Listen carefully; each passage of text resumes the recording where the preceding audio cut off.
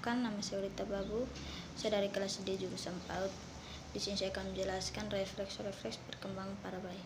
Yang pertama, refleks menghisap. Refleks menghisap terjadi ketika bagian-bagian langit bayi tersentuh, ia akan refleks melakukan gerakan menghisap. Refleks ini berguna untuk kemampuan menyusui si kecil dan biasanya mulai sempurna di saat ia berusia 36 minggu di dalam kandungan. Refleks yang kedua, menggenggam. Ketika bunda menyentuh telapak tangan si kecil, ia bisa menggenggam jari tangan bunda sangat erat.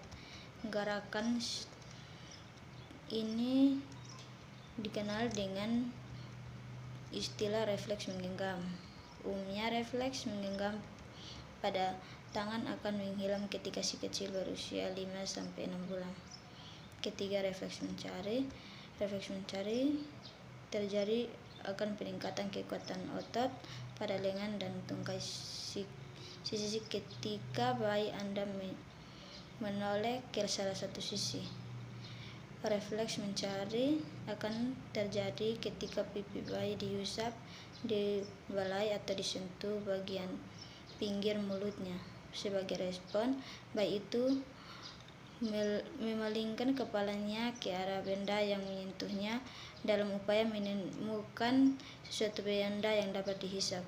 Refleks menghisap dalam mencari menghilang setelah bayi berusia sekitar 3 hingga 4 bulan. Keempat, refleks moro.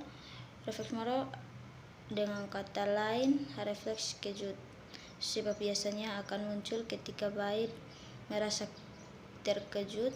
Saat terkejut karena suatu hal, misalnya karena suara yang keras atau gerakan yang tiba-tiba, bayi akan terentangkan kedua tangan dan telapak tangan menghadap ke atas, lalu menarik kembali dengan telapak tangan menghadap ke atas, lalu menarik kembali.